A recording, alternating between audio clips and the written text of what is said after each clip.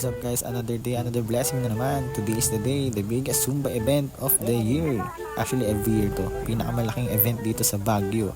It's the ZABF 7.0. Syempre makikita mo talagang organized tong event na to. Meron tayong step 1 to 4. And step 1 is for registration. And step 2 is for... Step 2, So may palibreng tubig guys. In Lagawi nga pala, they call it liting. In Kiangan, they call it water. Ewan ko lang dito sa Baguio, Benguet. Bahala na kayo mag-discover, pagod na ako. Pagpasok natin sa venue guys, step 3 agad for instructors nga pala to. Para sa mga dala nilang clients.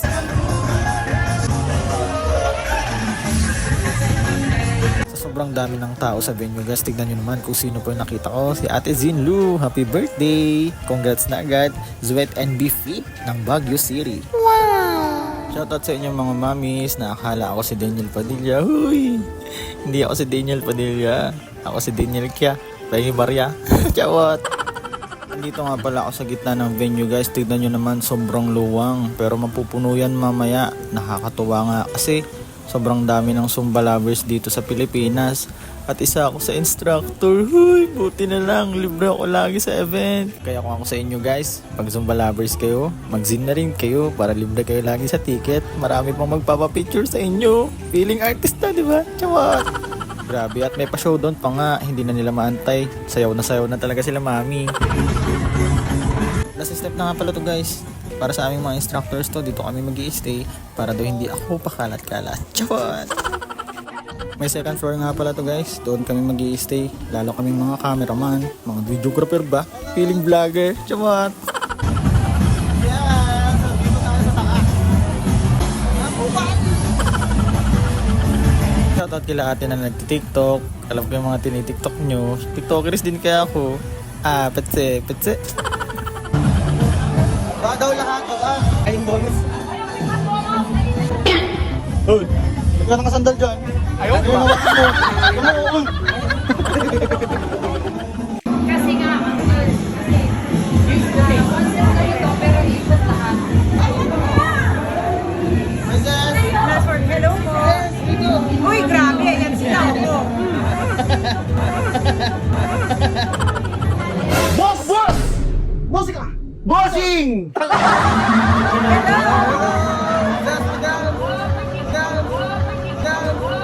We're ready, Baguio, yeah!